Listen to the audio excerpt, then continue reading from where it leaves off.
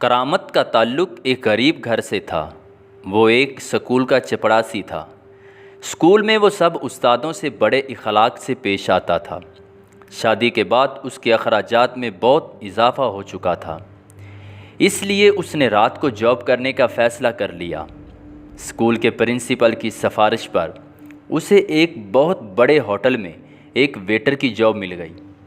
अब करामत दिन को स्कूल में और रात को होटल पर अपनी ड्यूटी करता। होटल पर एक रईस बाकायदगी से आता था। उसकी उम्र 40 साल थी। वो हफ्ते में 3 बार होटल में रात का खाना खाने आता, मगर वो अकेला नहीं होता था। हर रात उसके साथ कोई ना कोई औरत ज़रूर होती थी। सोमवार की रात एक औरत, मंगल की रात दूसरी और बुध की रात तीसरी औरत होती थी। तीनों औरतें बहुत खूबसूरत थीं। रईस साहब ने इधर किसी को बताया हुआ था कि मैंने 3 शादियां की हुई हैं और ये मेरी 3 बीवियां हैं। होटल का मालिक, मैनेजर और बाकी स्टाफ रईस की किस्मत पर रशक करते थे कि एक साथ 3 बीवियां हैं और तीनों ही खूबसूरत। मगर असल मामला कुछ और था जिसको रईस ने छुपाया हुआ था। बीवी तो रईस की एक ही थी जो रईस के साथ सोमवार की रात आती थी, मगर बाकी 2 औरतें रईस की गर्लफ्रेंड थी। एक मंगल की रात और दूसरी बुध की रात रईस के साथ डिनर करती थी। करामत ने अपनी अक्लमंदी से इस बात का पता लगा लिया था कि रईस की बीवी कौन सी है और दोस्त कौन सी हैं, मगर उसने इस बात का कभी किसी के सामने जिक्र नहीं किया। और जिक्र करता भी तो क्यों। उसने सोचा कि मेरा काम इधर सिर्फ अपनी नौकरी करना ही है, मैं क्यों किसी के ज़ाती मामलात में पड़ूं। एक रात रईस सोमवार की रात अपनी बीवी के साथ आया, मगर अगली रात वो अकेला ही था। ये 2 साल में पहली बार ऐसा हुआ कि रईस अकेला ही होटल में खाना खाने आया था।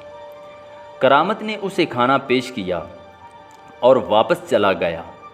करामत ने महसूस किया कि रईस बहुत उदास है आज। करामत रईस से कुछ कहना चाह रहा था, मगर खामोश रहा।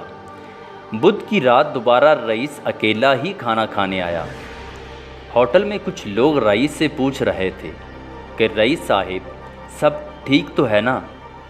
दूसरी रात है, आप अकेले ही होटल में आ रहे हैं, हमारी दोनों भाभियां कहाँ हैं? रईस ने जवाब दिया, एक की तबीयत ठीक नहीं थी और दूसरी अपने मैके गई हुई है। जब सब चले गए तो रईस ने मेरी तरफ देखा। मैं उस वक्त रईस की तरफ देख रहा था। रईस ने मुस्कराते हुए मुझे अपने पास बुलाया। मैं साथ वाली कुर्सी पर बैठ गया। रईस ने मुझसे एक अजीब सवाल किया। उसने कहा, क्या तुम भी बाकी लोगों की तरह यही समझते हो कि मेरी 3 बीवियां हैं? मैंने जवाब दिया कि नहीं रईस साहिब, बीवी तो आपकी एक ही है जो सोमवार की रात आपके साथ आती है, बाकी 2 तो आपकी दोस्त हैं। रईस ने हैरत ज़दा नज़रों से मेरी तरफ देखा और कहा कि तुझे इस बात का कैसे पता चला?